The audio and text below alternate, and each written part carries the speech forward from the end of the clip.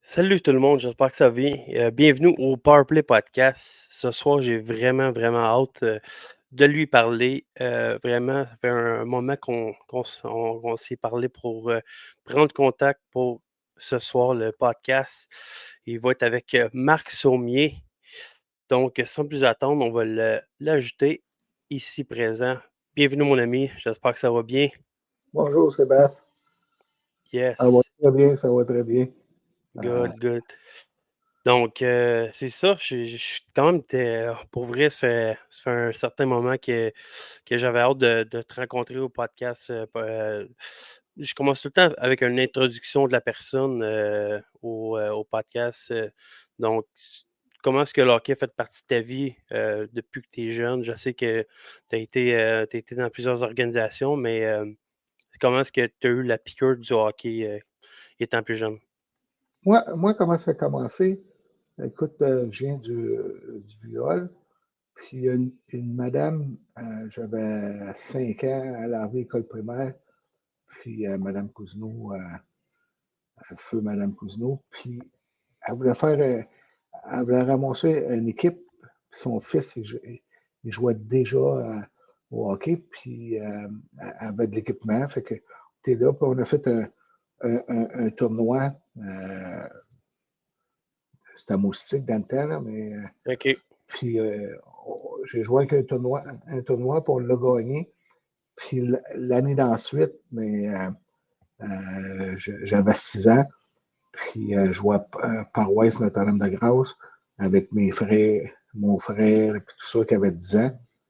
Puis après ça, ça a débuté. On a eu toute une saison cette année-là. On a perdu un match dans l'année. Puis après ça, j'ai tout le temps joué dans le 2A. Il n'y avait pas de 3A dans mon temps. Donc, j'ai joué après ça 3 ans à Tombe 2A, 2 ans puis 2A, 2 ans dans le Bantam 2A, puis Midget, puis on a continué. Wow, OK, parfait. Ça, c'est tout le temps été à Hall? Oui, toujours à Hall. Dans mon temps, il n'y avait que du 2A. Tu avais une équipe à Hall, tu avais une équipe à Gatineau, puis on jouait contre l'Ontario. OK, parfait, ça. Puis, dans le fond, j'ai vu tes statistiques, puis t'es rentré dans dans le temps, ça s'appelait les Olympiques de Hall. C'est ça, tu as eu des grosses années. Tu as fait plusieurs points, tu as gagné le trophée Lafleur, c'est ça? Oui, Lafleur 2 reprises. Il y en a juste 2 qui l'ont C'est fait, moi puis Maxime Talbot. exceptionnel. Donc, comment tu pourrais me décrire ton expérience par rapport à ça? Écoute, avec les Olympiques, j'ai été très déçu parce que j'avais été un choix de 16e ronde. OK. 200 quilième. Il y avait même des équipes qui avaient lâché de repêcher quand les Olympiques m'ont repêché au 16e ronde. J'avais aucun entraînement, puis ça a bien été. Puis j'ai fait l'équipe. C'était la première année à Pat Byrne. Puis j'ai eu une très bonne année. C'est avec Pat. Si tu ne travaillais pas, mais Oui, c'est ça, tu je jouais veux pas. dire. Bad Burns, ça a dû être assez rock'n'roll dans le temps. Oui, c'était rock'n'roll parce que le hockey junior n'est pas comme aujourd'hui. C'était plus rough, un peu plus salaud et tout ça. Puis Pat, mais il faisait souvent des bons shows en arrière du banc. Oui, il y en a encore des coachs de même dans la NHL, mais je pense que ça fait de plus en plus rare. Là, ils disent qu'ils se font plus vite pointer du doigt. Oui, c'est comme dépassé un peu, mais dans le temps, ça l'attirait Il y a un certain respect. Oui, puis la foule aimait ça, la foule embarquait au vieux Bob, c'était tout le temps plein. Puis le monde embarquait, fait que Pat aimait ça se donner en show de temps en temps. Ben oui. Puis dans tes années où tu as fait t'as gagné des trophées, t'as-tu, mettons, on s'entend que c'est quand même tout un exploit, là. T'étais respecté à travers la ligue? Je veux dire, quand Oui. les joueurs jouent contre toi, t'avais un certain respect, là? Oui, j'étais une sorte de joueur que Je Il y avait finissais beaucoup tout de le temps minutes de penalty. parmi les premiers en scoring, mais aussi premier dans les punitions. Ces motos venaient plus souvent que les autres pour me battre. Mais écoute, c'était le hockey du temps. Puis oui, j'ai gagné deux trophées Grafleur, j'ai gagné deux trophées du président. Malheureusement, les deux fois, j'ai été à Coupe Montréal, 2 années collées. J'ai perdu contre Médecénat, qui eux l'ont gagné 2 ans collés avec Trevor Linden puis toute sa gang. Là, fait que, mais je ne regrette rien. J'ai eu beaucoup de plaisir, des bons coéquipiers. On a eu du fun, on travaillait, puis je ne regrette rien de mon hockey junior. Ouais, c'est cool ça. T'as-tu un coéquipier qui t'a marqué, que tu te rappelles encore aujourd'hui, tu fais comme lui, là, j'ai adoré jouer avec, ou soit son côté sur la glace ou à l'extérieur, ou ça peut te combiner les deux, mais que c'était un être humain que tu adorais, qui t'a vraiment marqué.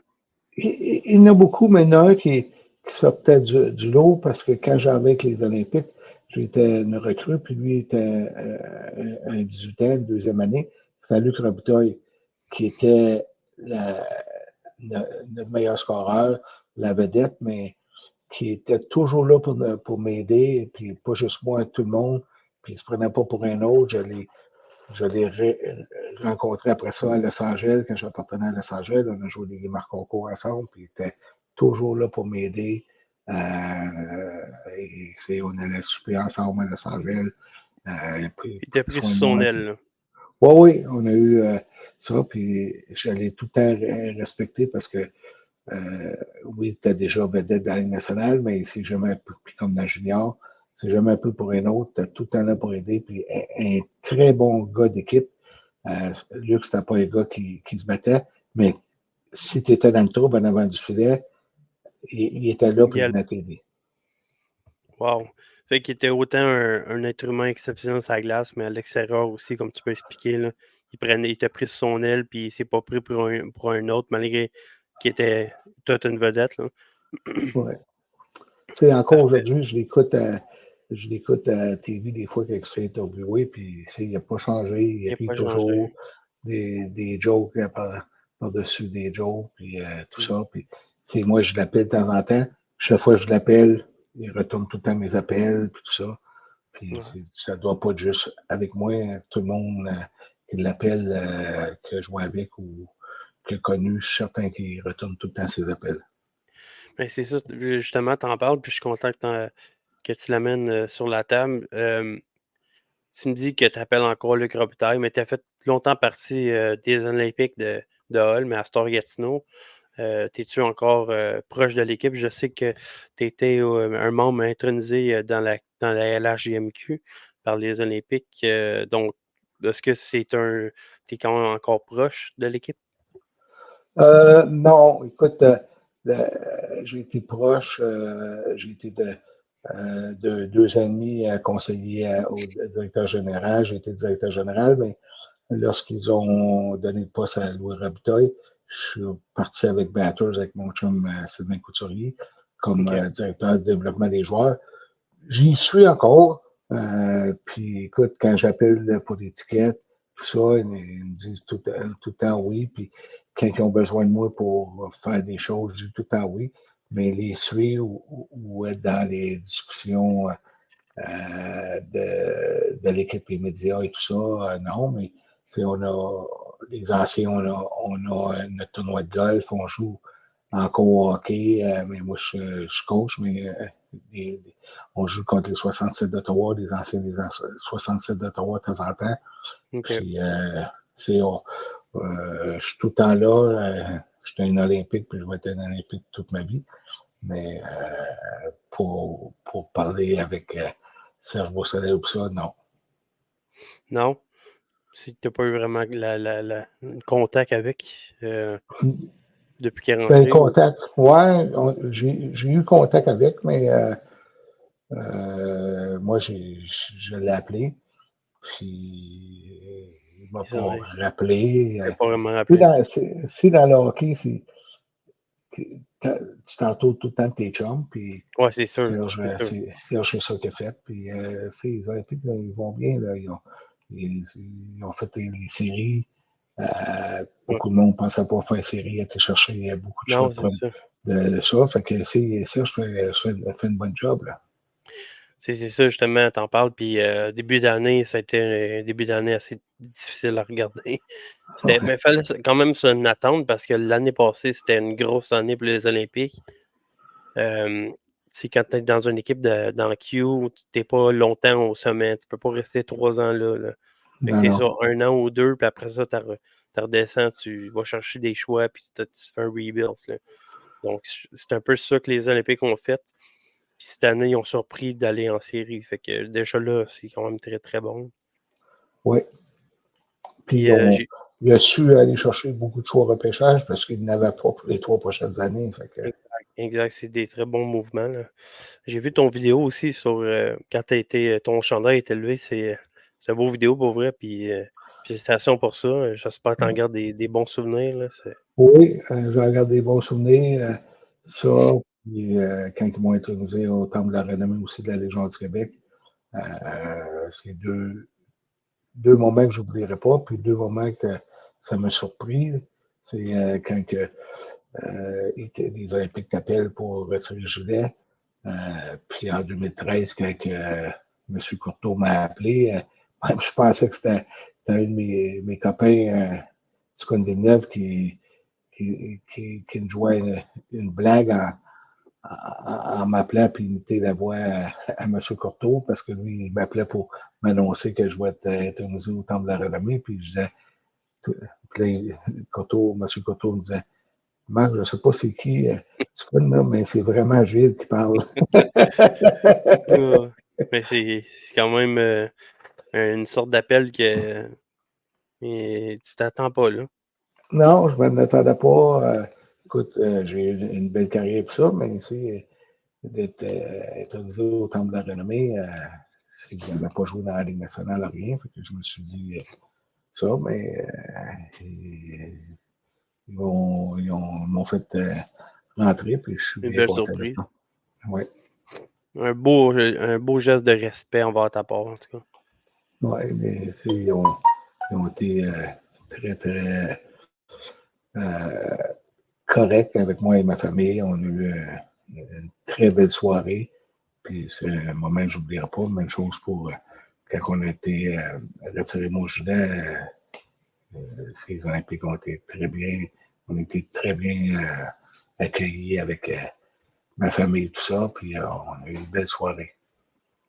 Cool, ça paraissait en tout cas pour juste quand tu es arrivé sur la glace, là, je te voyais puis j'étais comme c'est un beau moment qui va se rappeler toute sa vie, surtout avec les gens que tu aimes alentour. Ouais. Tu as joué, tu as été conseiller directeur pour les Olympiques, on en a parlé, puis tu as été recruteur et entraîneur adjoint avec les Titans d'Acadie Batters. Tu en as brièvement parlé, mais on peut aller en profondeur. Comment tu as aimé ton expérience avec Acadie? Oh, Acadie Batters, écoute, j'ai tout fait dans cette organisation-là, moi. En scout, assistant coach, revenu après ça comme directeur de développement des joueurs. Écoute, je faisais 7 ans, j'étais un scout, puis Marie Pouliot, qui était l'entraîneur du temps, il m'a appelé voir si je voulais lui donner un coup de main comme assistant coach. Puis on était rendu pour notre grosse année, c'était l'année d'ensuite, ce qu'il voulait que je montre aux jeunes c'est quoi gagner, les sacrifices et tout ça. Puis on a perdu en semi-finale cette année-là. Puis après ça, ben, je suis revenu avec les Olympiques. Puis eux, ils ont gagné la Coupe Memorial l'année suivante. Puis j'étais bien content parce que j'avais aidé l'organisation à bâtir jusque-là. Mais oui. Puis non, c'est une très belle expérience.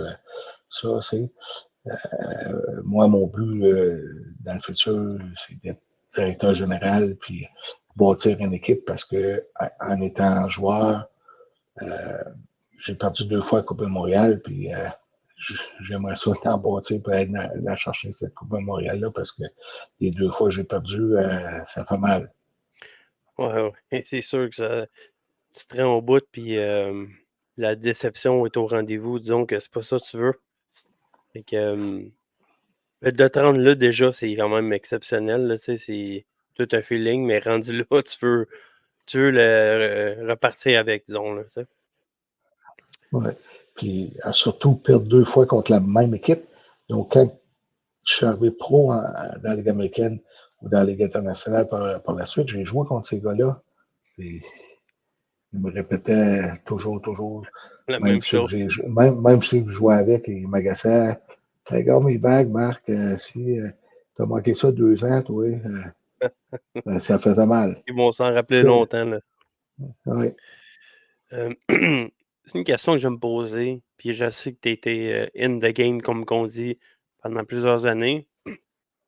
Je sais que tantôt, tu m'as parlé de Luc Robitaille, mais as-tu rencontré un joueur, de la Ligue nationale qui te ou peu importe, dans le fond, ça peut être dans la LHJMQ, mais qui te comme je disais, à part Luc Robitaille, mais qui t'a marqué, que tu as rencontré à un souper, que tu as vu dans une séance photo ou quoi que ce soit, qui, oui. J'ai rencontré souvent Guy Lafleur. Je m'en souviens la première année que j'ai gagné le trophée Guy Lafleur, c'est lui qui me l'a donné. Ensuite, je le rencontrais tout le temps au souper du Temple de la Renommée, puis il venait toujours me parler. Puis une couple de mois avant qu'il meure, j'étais à Gatineau, j'étais invité à Gatineau pour le lever de son gilet. J'ai fait un discours, puis M. Lafleur, mais c'est un grand homme qui parlait à tout le monde, il était malade, puis tu lui demandais une photo, c'était tout le temps oui. Je m'en souviens, cette journée-là, je me suis fait poser avec ma fille et lui. Je garde cette photo-là précieusement. C'était un gentleman qui a tout fait pour le hockey dans la région aussi, puis dans la Ligue nationale. Puis ça a été des moments marquants. Chaque fois que je lui serrais la main, puis qu'on parlait, il s'en souvenait de moi, puis il était un vrai gentleman. c'est fou à quel point que, pour vrai, tout le monde dit que Guy Lafleur a été vraiment un gentleman, comment est-ce qu'il était présent avec ses fans, comment il était un être humain tellement comme facile d'approche. Moi, malheureusement, j'ai pas eu la chance de le rencontrer, puis j'ai pas eu la chance vraiment de le voir jouer, mais tu sais, je l'ai vu un peu plus après, puis pour vrai, tu sais, l'énergie qu'il dégageait toute le kit, là. C'est un homme qui était énormément respecté, puis tu le voyais aussi. Surtout que quelqu'un parlait de Guy Lafleur, c'était comme, c'est Guy Lafleur, c'est Guy Lafleur. Fait que tu as eu la chance de le rencontrer, tu as eu la chance de voir des photos, puis tout. Fait que non, ça doit rester dans tes souvenirs, gravés dans ta mémoire longtemps, ça. Oui, oui, oui. Surtout la dernière photo, là, une couple de mois quand à Gartin, j'ai fait un speech pour lui, puis on levé son chandail. Il avait pris une photo en haut, on avait un 5 à 7 ensemble en haut, puis j'avais amené une de mes 2 filles avec moi. Puis il pris une photo avec moi et ma fille, puis pas de problème, puis tu voyais qu'il avait mal, qu'il était malade, puis pas ça. J'ai pris une photo, pas de Wow. pression, tout ça. Fait que, non, un gentleman. Puis, je pourrais dire, les, les années de Lafleur, la Robinson, puis Lapointe qui m'a coaché à Longueuil, tout ça, là, tout le monde M. Savard, tout le monde que j'ai rencontré, qui a joué dans ces années-là avec le Canadien, mon grand chum Gilles Lupien, euh, ils sont tous des gentlemen. Ils ont tous quelque chose. Puis je ne suis pas surpris qu'ils ont gagné 5 coupes cette année parce que les gars, ils étaient ensemble, tout le monde respectait tout le monde, puis personne ne se prenait pour quelqu'un d'autre. Puis moi j'ai rencontré plusieurs de joueurs par la suite parce que j'ai depuis me présentait ou Guy Lapointe me présentait, tout ça. Puis tout le monde était des gentlemen. Puis c'était à l'image de Guy Lafleur parce que c'était Guy Lafleur qui était le leader, fait que tout le monde a suivi M. Lafleur. Je pense pour vrai qu'il était en tout cas, c'est sûr et certain là, qu'il est un exemple pour plusieurs joueurs de hockey, même aujourd'hui, à quel point que peu importe le nombre de points que tu fais, en tout cas pour ma part, je parle, peu importe le nombre de points que tu fais sur la glace, que tu peux être une star, mais si ton attitude, puis ton caractère, puis comment est-ce que tu te comportes à l'extérieur de la glace, et de la merde, entre parenthèses, là, tu sais, on va se le dire. Pour moi, tu baisses dans mon estime, puis tu baisses dans l'estime de ben du monde, là. Fait que, tu sais, je donne un exemple de Sidney Crosby, début de carrière, il a pas été, très aimé à cause que, tu sais, il faisait parler de lui pas mal avec les arbitres, toute le kit, mais après ça, il s'est tellement ça a été tellement le joueur le plus complet, puis tu sais, capitaine, puis il était gentleman, un joueur le premier sur la glace, sur la patinoire, le dernier sorti, tu sais, bon, fait que des joueurs comme Guy Lafleur puis et cetera là, ben, je compare pas Crosby à Lafleur là, mais tu sais, c'est peu des exemples de joueurs futurs pour la Ligue nationale, ça serait cool. Ouais. Parce que tu sais, je donne des exemples, il y a bien des joueurs dans la NHL en ce moment que je trouve des fois qu'ils prennent ça pour acquis un peu, là. Tu sais, fait que là, tu arrives dans l'année nationale, tu sais, tu gagnes des millions, puis tu t'assieds un peu sur tes lauriers par la suite. Fait que je trouve que il y a certains joueurs qui devraient prendre l'exemple sur d'autres euh, d'autres joueurs, mettons. Mais souvent aujourd'hui, euh, les joueurs sont plus attachés à l'équipe. Non, c'est vrai, je suis d'accord. Si une autre équipe donne plus d'argent, puis c'est la vie est faite comme ça aujourd'hui, mais ils vont partir C'est dans le vrai. temps, dans le temps de la fleur et tout ça, qui ne faisait pas des millions. Les joueurs restaient souvent de 10, 12 ans avec la même équipe, les noyaux de joueurs ensemble et tout ça. Puis c'était plus facile. Puis pour les fans, mettons, à Montréal, c'était plus facile parce que c'était les mêmes joueurs qui revenaient année après année.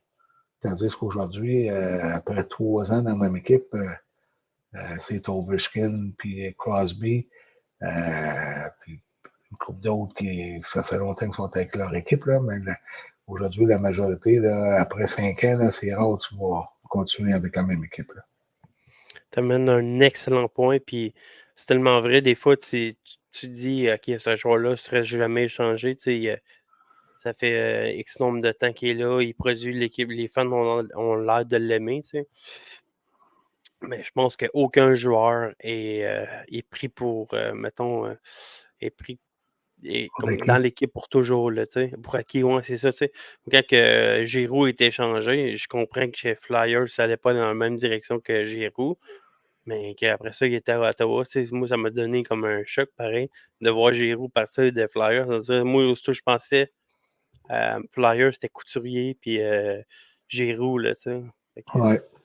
C'est Bergeron qui a tout à jouer à Boston, il aurait pu partir de Boston souvent exact. parce que je suis certain qu'il a reçu des bonnes offres par d'autres équipes, mais il signait à Boston parce que pour lui, c'était important de jouer pour l'organisation. Il y avait le B tatoué sur le cœur, puis il Ouais, restait là. Puis je suis certain qu'il aurait pu faire beaucoup plus d'argent ailleurs, mais il restait là parce que lui jouait pour l'honneur, pour la ville de Boston, puis tout ça. tellement, tellement. Mais il y en a plus beaucoup, beaucoup aujourd'hui. Là. Non, c'est vrai. Puis, non, il y en a plus beaucoup.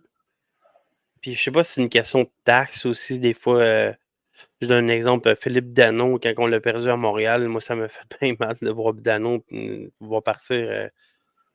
Puis, des fois, c'est une question de on offre-tu plus, une question monétaire, une question de ville, une question de pression. Il y a beaucoup de choses qui changent la décision du joueur et la décision de la famille. Mais en fin du compte, quand tu aimes l'équipe et que tu as l'équipe tatou sur le cœur, comme tu dis, là, moi, je pense que ça vaut la peine de rester puis prouver que tu es là pour pour rester. Là. C'est à moins qu'il y ait l'équipe aille en reconstruction et tu n'es pas dans cette voie-là. Oui, c'est ça. La bonne part de pression, tout ça, mais les années 70-80, là, les Lafleur, Robinson, Savard, ils avaient de la pression aux autour, là. Puis ils ont été capables de gérer ça. Là. C'est Ben oui, une chose de gérance. Il faut que tu sois capable de jouer. Tu joues à Montréal où il y a plus de pression, à New York, Toronto, puis pas de pression. Mais tu vas te retrouver à Columbus, ça, que ils disent qu'il y a moins de pression, mais il me semble que c'est doit être moins de fun de jouer à Columbus où ce que tu te promènes dans la rue, personne ne te connaît, tout ça, que dans Montréal, tu te promènes dans la rue, tout le monde te serre les mains, tout le monde te connaît, tout le monde te félicite. Il me semble c'est plus la fierté de valorisant, jouer. ouais, Ben plus oui, valorisant, plus de fierté pour jouer que tu es connu qu'à une place où tu ne pas connu, là, mais c'est ça. ça, c'est moi. Ben, je suis complètement d'accord. C'est chacune personne vit ça. Il y a du monde qui aime ça être dans l'ombre, là, pas trop être en avant de la caméra ou quoi que ce soit, mais c'est ça. Fait que, on va passer aussi, tu as joué pour Sherbrooke Canadien ainsi que Halifax Citadel. Hein. Ça, c'est les clubs que tu as joué. Ben, je sais que tu en as joué à d'autres, là, mais Oui, quand j'ai fini mon junior, j'ai signé avec le Canadien. Donc, j'ai joué deux ans à Sherbrooke. Les 2 dernières années que le Canadien avait leur club école à Sherbrooke avant qu'ils déménagent à Fredericton. Puis, on avait des bonnes équipes. Surtout la première année, on avait fini premier au classement général avec le beau. euh, Benoît Brunet, ça se peut-tu, j'ai vu? Benoît Brunet, Lebeau, Steve Martinson. À défense, on avait Ça se mon peut-tu que chum tu as joué Stéphane avec O'Shea, Ricky Ward. Chris Qui? Simon? Chris Simon, de tu joué Ouais, avec Chris ça? Simon à Halifax, oui. Ok, Euh, c'est ça, j'ai vu. puis, c'est dans ma carrière, j'ai joué des mineurs, j'ai joué avec beaucoup, beaucoup de joueurs qui ont joué dans les nationales par la suite. Puis, je peux pas dire qu'il y en a un qui, qui était pas un gars d'équipe et tout ça. J'ai joué avec des bonnes équipes aussi, et tout ça, des bons entraîneurs. J'ai joué pour Pat Burns, j'ai joué pour Alain Vigneault, Steve Loddick, Bruce Boudreau. Boudreau, j'avais joué avec, puis après ça, il m'a coaché. Puis Loddick, j'avais joué contre, puis après ça, il m'a coaché. Dans l'hockey mineur, j'ai eu beaucoup de bons entraîneurs, puis on les oublie. Le monde dit, tu as eu des bons clubs de pied. Oui, mais j'ai eu des bons entraîneurs aussi. Là. Ben oui, non, c'est ça, c'est important au bout. T'as des joueurs qui ont eu des entraîneurs qui les ont marqués, tu sais, fait que de deux façons, là. Marquer Ouais. négativement puis marquer positivement, là, Oh, fait que euh, yes, vas-y. OK.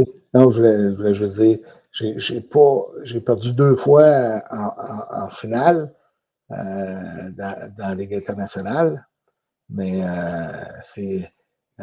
même j'ai eu le feu, mais Ralph Backstrom à Phoenix pendant 2 ans. Puis la première année, on avait toute une équipe, puis on a perdu en semi-finale contre Saint-Louis, que c'était Peoria, il avait gagné 39 games, il a encore le record là, dans le professionnel, il avait gagné 39 games collés. Puis c'est nous à Phoenix qu'ils ont battu. Puis on avait joué en semi-finale contre eux, mais c'était la finale parce qu'ils gagnaient nous autres. En tout cas, après les fêtes, on était les 2 meilleures équipes. Puis ça a été en 7 en overtime. Les 3 derniers matchs ont été en overtime. Puis ça a été toute une série, justement. J'écrivais avant d'amener avec Jim Vesey, son fils, il joue à Rangers. Puis Jim, lui, jouait à Peoria parce que moi, l'année d'avant, je jouais avec eux. Puis OK. il vient de m'envoyer des photos quand on jouait ensemble à Peoria. Là, puis il dit je suis en train de regarder la game de mon fils. Puis le gars qui jouait avec nous autres, il vient de m'envoyer ces photos-là. Puis il me dit de te les envoyer. Puis ça m'a rappelé de vieux Oh, souvenirs. des bons souvenirs, ça. Ouais. Ça se peut-tu que j'avais vu aussi que, pas que tu étais proche, là, mais que tu avais, rencontré le père à Sean Couturier ou Sean Couturier Ah, mais lui-même? Sylvain, il a joué à Change, je l'ai rencontré souvent, mais Sylvain, j'ai joué 3 ans à Phoenix avec. Sean est né quand je jouais avec son père. Son père était à mon ailier gauche. Après ça, quand j'étais à Batters, les 7 années, j'étais scout, mais c'était lui qui était directeur général. Ensuite, quand je suis retourné comme directeur, puis assistant coach, c'était son père qui était directeur général. Puis quand j'ai été 3 ans directeur de développement des joueurs, c'est son père qui était euh, directeur général. Il était 25 ans, je pense, directeur général à Wow, Bathurst. Maintenant, il est à Cap-Breton. Mais c'est cette année, quand Philadelphie est venu à Ottawa, Sylvain il est venu, me donné l'étiquette, j'ai été voir la game avec. On se parle pratiquement toutes les semaines aussi. C'est un bon ami. On a eu du plaisir. On a joué 3 ans, un contre l'autre dans le junior. Après ça, dans la Ligue américaine, on a joué 2 ans. Puis après ça, 3 ans dans la même équipe, qui était mon ailier gauche. Puis il a connu des saisons 50 goals avec moi. On a eu du plaisir à plus finir. C'est Phoenix, c'était pas une méchante place à jouer des mineurs. Là. non, ouais, c'est ça. Wow, mais tabarnouche, OK, c'est c'est le fun que tu sois en contact encore avec lui, puis tu t'entends bien, tu sais. Puis tu me dis que tu as rencontré Sean, il doit être comme son père, facile d'approche ou? Ouais, Sean est facile d'approche. Quand on avait nos meetings de scout, puis Philadelphie faisait pas les playoffs, il était souvent dans nos meetings parce que Sean suit beaucoup le hockey junior, puis il connaît les joueurs, tout ça. Des fois, on parlait, puis c'est lui qui nous disait, ben, t'es un bon patineur, ça. Puis je m'en souviens une année au Combine, tous les joueurs qui sont censés être draftés. Il y a 2 équipes du Québec, une équipe de Nouveau-Brunswick, une équipe du Prince-Édouard.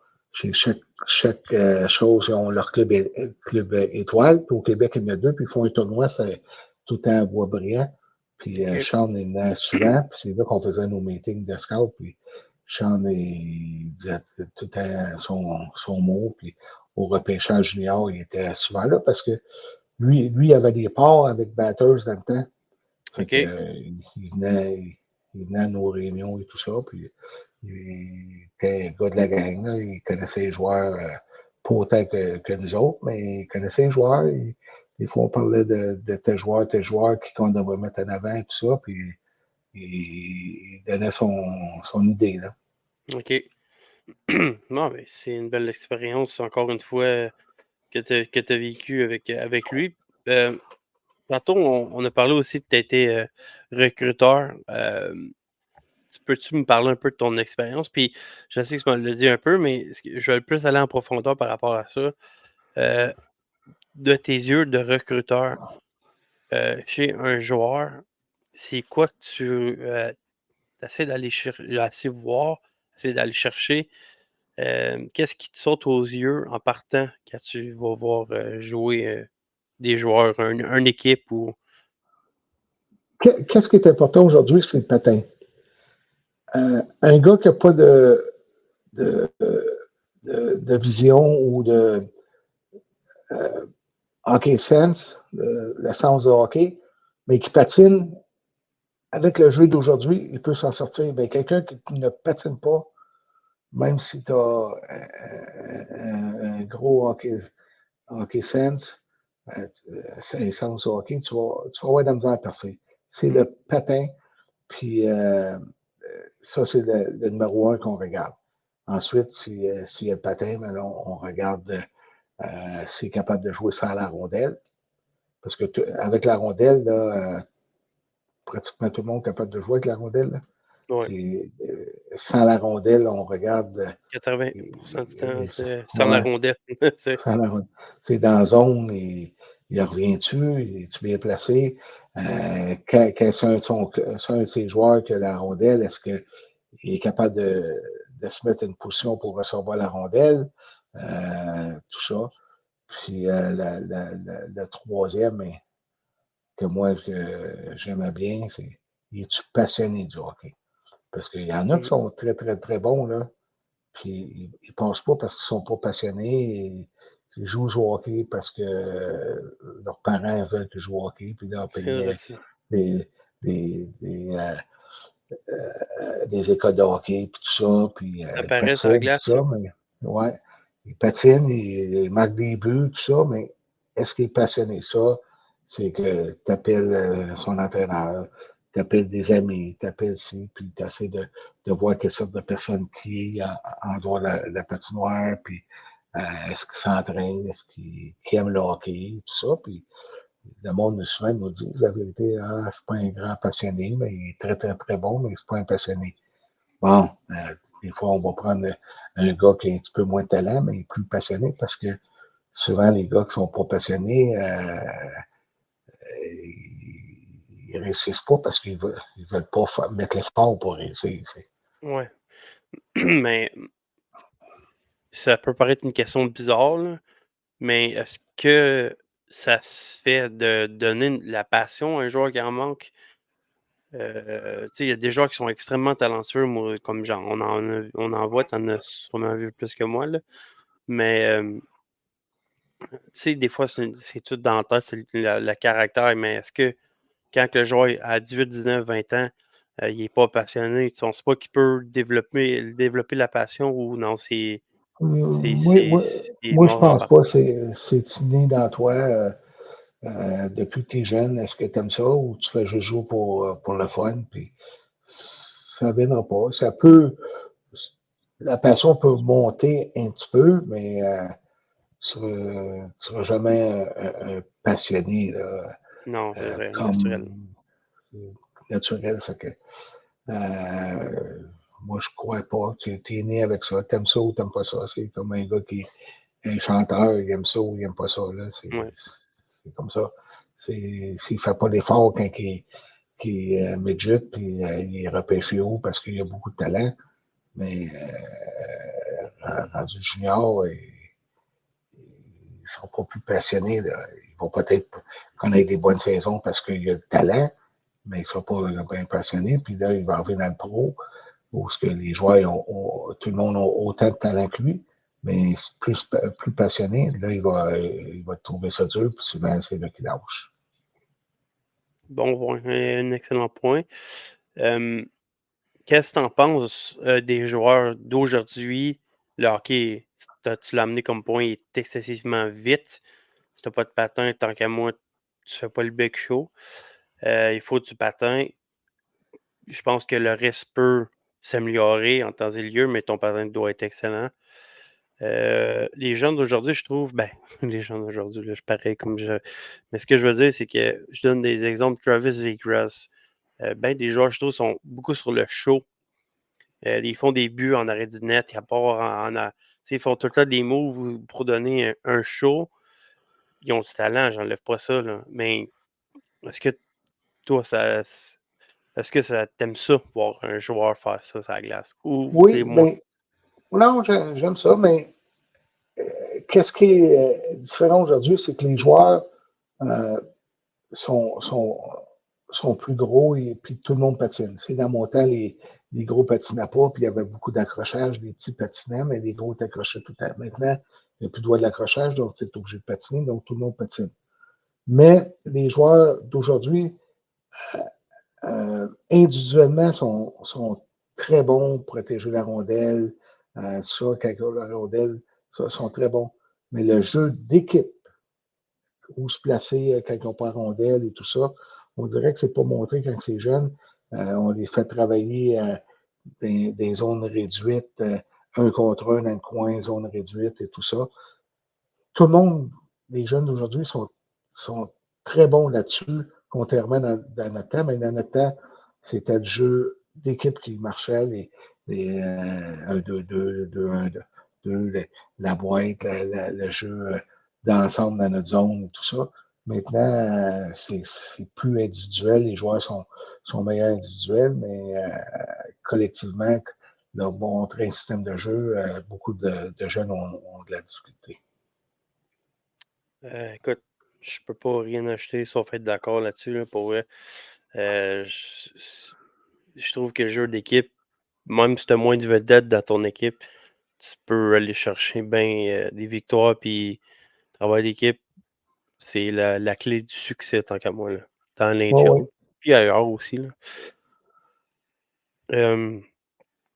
Y a-t-il des joueurs en ce moment qui, en premier lieu, ton équipe dans le national, c'est-tu les Canadiens? Je sais pas si c'est les Canadiens, là. Non, moi, ça a tout été Philadelphie. OK, Mon joueur préféré dans le temps, c'était Bobby Clark. OK, C'est pour ça que je jouais semblable à lui. C'est battant, scoring, tout ça. J'ai tout aimé les Flyers de Philadelphie. Mais j'ai ça pour Montréal dans le temps, là, la fleur et tout ça. J'aimais ça les écouter le samedi soir aussi. Mais j'irais tout à rester avec Philadelphie. Là, surtout Sean est là. Fait que ça, qu'est-ce que tu as passé, qui s'est fait mettre sur le banc l'autre, plus une couple de games? mais écoute, Ouais, en tout cas, je trouve ça, ouais, je trouvais ça, mais un peu, c'est dur à prendre, mais si tu retournerais là euh, avec l'équipe qu'il y avait, il a essayé de faire des séries. Là, ouais, il c'est vrai. n'était pas censé être là. Puis, il y a des choses des fois qu'on ne sait pas, mais il ne connaissait pas des bons moments, puis ça, puis il n'a pas envie de jouer au lendemain. Je te suis de voir, je suis certain qu'il avait parlé avant, il faut te réveiller, il faut aussi, Ouais, ça, puis là, ça, mais après qu'il ait assis 3 matchs, on dirait que ça l'a reparti, puis ouais, Sean il a connu du bon hockey. Est-ce que Sean aujourd'hui va dire Sean, j'ai eu ça parce que j'ai bien fini l'année, ouais. ou il est fâché, je ne sais pas. Mais des fois, un wake-up call, c'est bon. C'est, ça l'a arrivé à beaucoup de joueurs de hockey que ça prenait un wake-up call, puis après ça, ça repart leur carrière. On va le voir Puis, le futur.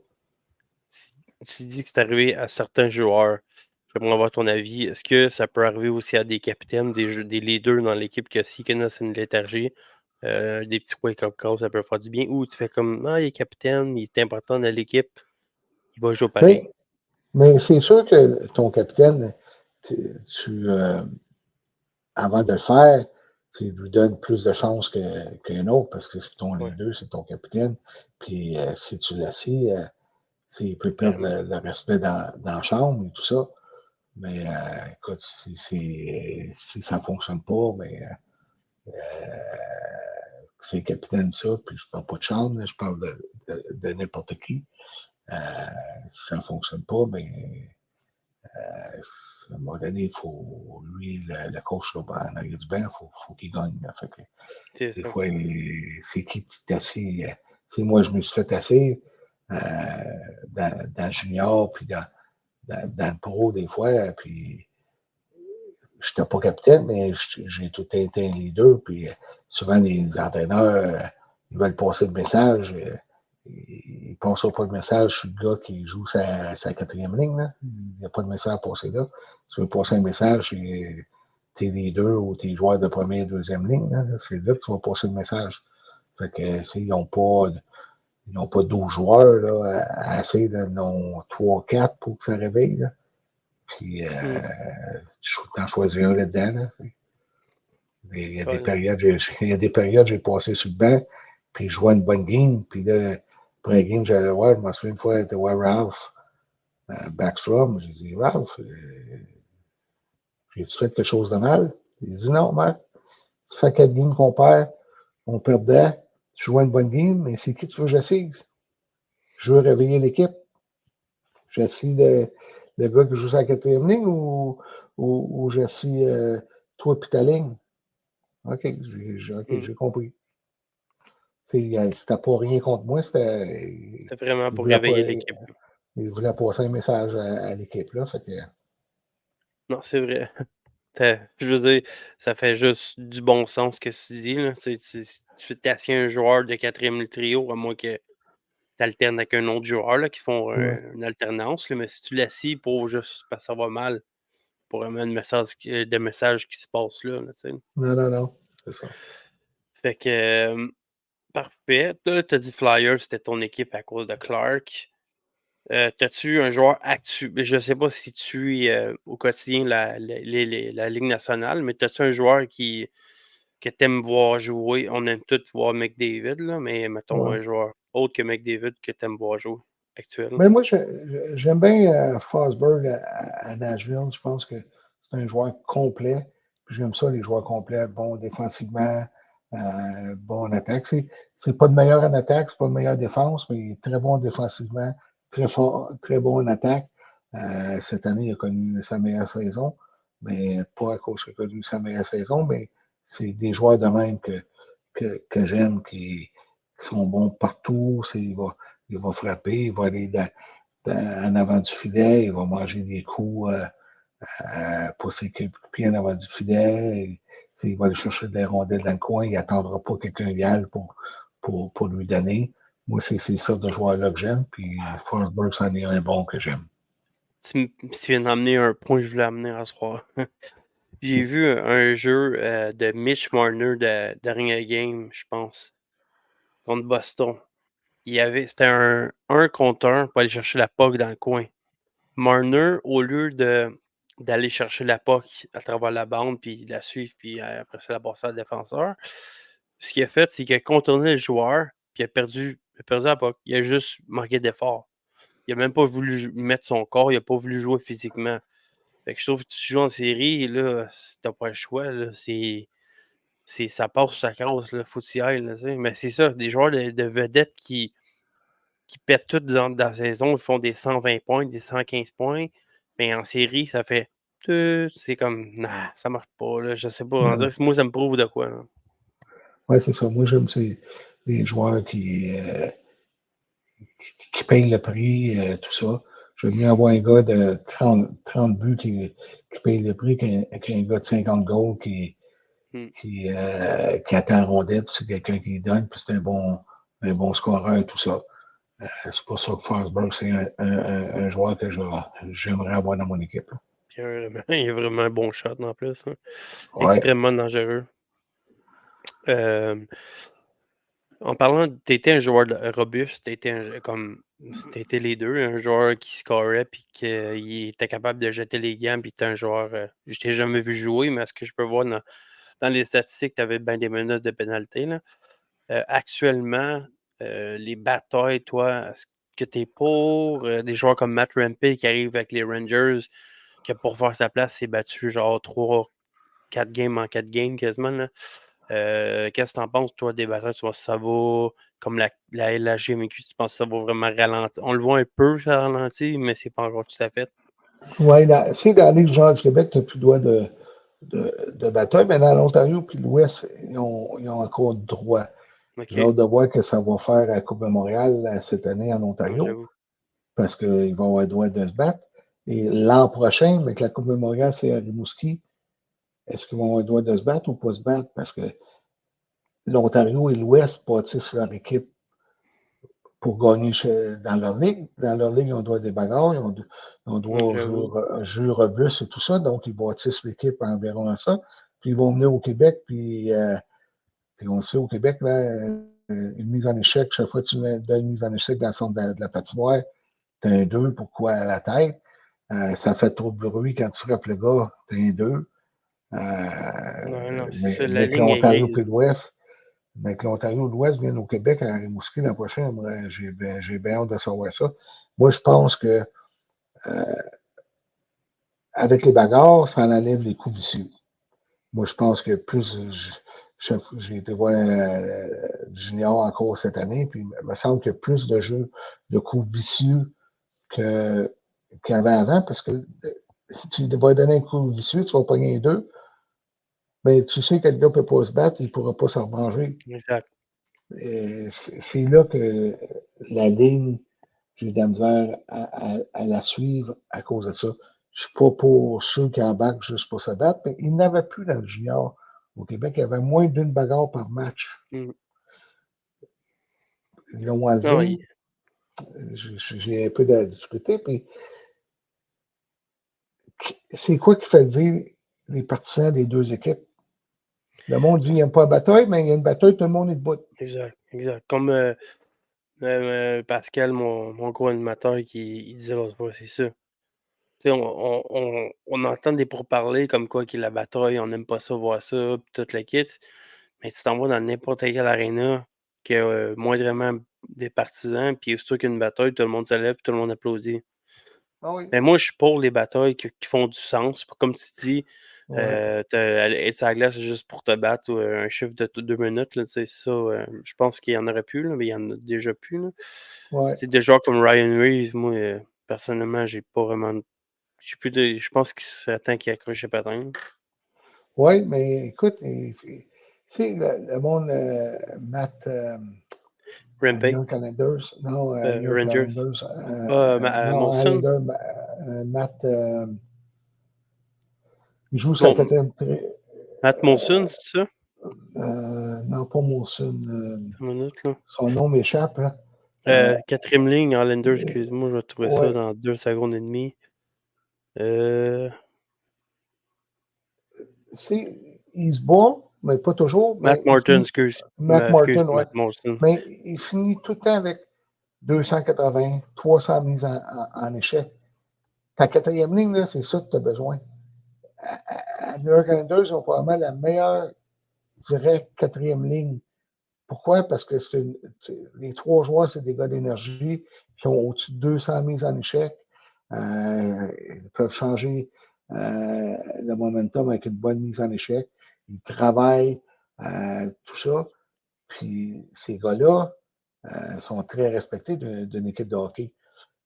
Puis ces gars-là, dans les joueurs du Québec, je parlais avec du monde, on avait 4-5 toughs repêchés en 6e, 7e ronde dans la Ligue nationale. Mais ces 4-5 personnes-là ne seront plus repêchées. Donc, Ouais. on a déjà très peu de joueurs de la Ligue joueurs du Québec draftés dans la Ligue nationale. Puis on vient d'en perdre entre 2 et 5 par année. Que c'était des toughs, des gros que il n'y avait pas peut-être pas le patin, tout ça, mais qui travaillaient, qui ça. Puis les autres, ils disaient on va essayer de développer son patin, tout ça, l'effort est là, tout ça. Puis là, maintenant, ça va être des gars de l'Ouest de l'Ontario encore qui vont se faire drafter ou dans le collège américain. Là, mais on perd ces 3-4 joueurs-là qui étaient draftés du Québec. Puis Dieu sait qu'on n'a plus une tonne des joueurs du Non, Québec qui sont probablement pas. draftés là. Ce qui est triste, là, honnêtement, mais c'est des joueurs qui ont du caractère et qui amènent, comme tu dis, une bonne mise en échec bien placée au bon moment, là, que ça peut changer le momentum du match. Des joueurs comme dans la Q, moi j'adore Sam Savoie, qui était repêché par Chicago. Je pense qu'ils vont vraiment l'aimer. Ben, tu sais, dans ce style-là, dans ce cadre-là, moi, j'aime ça, des joueurs de même, là, tu sais. Moi, ces joueurs-là, puis sans le savoir, j'étais directeur général l'année qui s'est fait drafter, mais c'est pas moi qui ai fait le draft, le repêchage, parce qu'on a mis Louis, ça, mais toute l'année, il était deuxième sur cette liste. Puis c'était un joueur que j'aimais, puis je disais tout le temps au scout, puis tout ça. Ça, lui, euh, il est tatoué olympique sur le cœur. C'est du DNA, je ne sais pas comment le dire en français, Ouais, l'ADN. l'ADN des Olympiques, mais c'est Mm, ça. C'est ça, c'est des joueurs comme lui qui ouais. travaillent, qui frappent, qui est capable de jouer au hockey. Ça, puis dans le temps, les Olympiques de Hall et Gatineau, on gagnait souvent. Pourquoi? Parce qu'on avait cet ADN-là dans nous autres, puis les joueurs ont travaillé comme ça, puis Savoie, c'en était un que je disais tout le temps. Lui, c'est un gars ADN des Olympiques. C'est comme ça qu'il faut que les Olympiques redeviennent à jouer. C'est comme lui.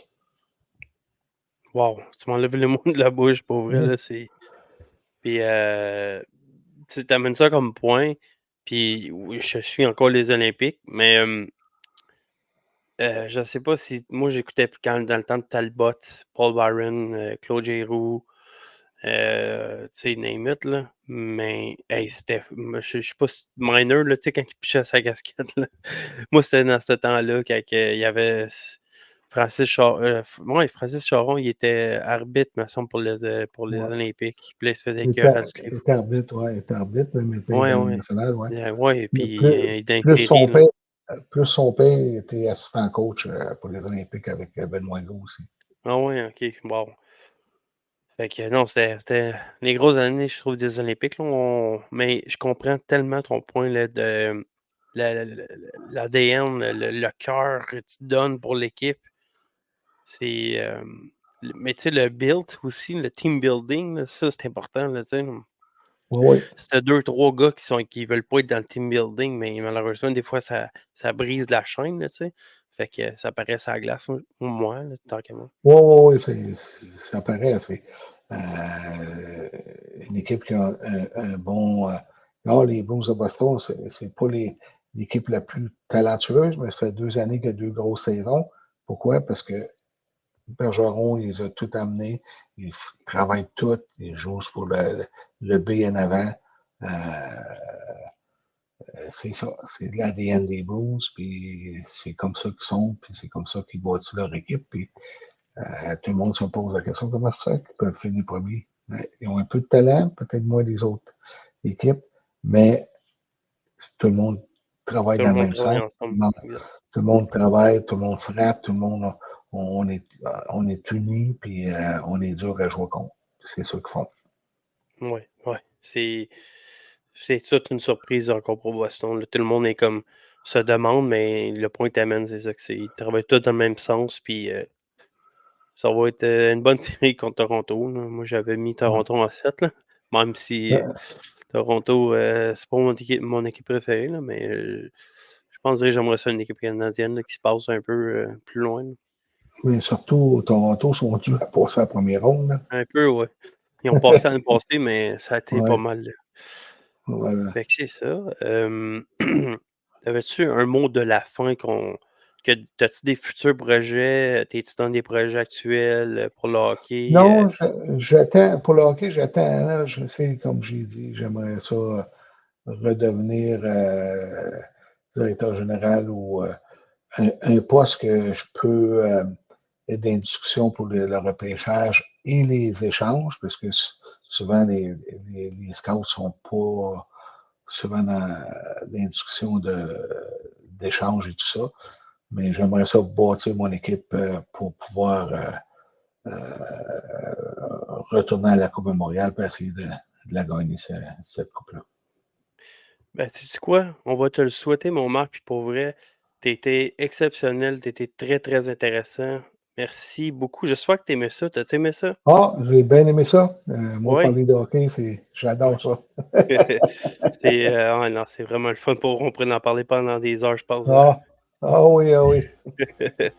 Bon, ben, merci. On peut se parler off cam, dans le salon. Fait que merci beaucoup, guys, de nous avoir écoutés. J'espère que vous avez aimé ça. Vous pouvez nous suivre sur YouTube, Facebook, Spotify, Amazon Music. Merci beaucoup, guys. Love.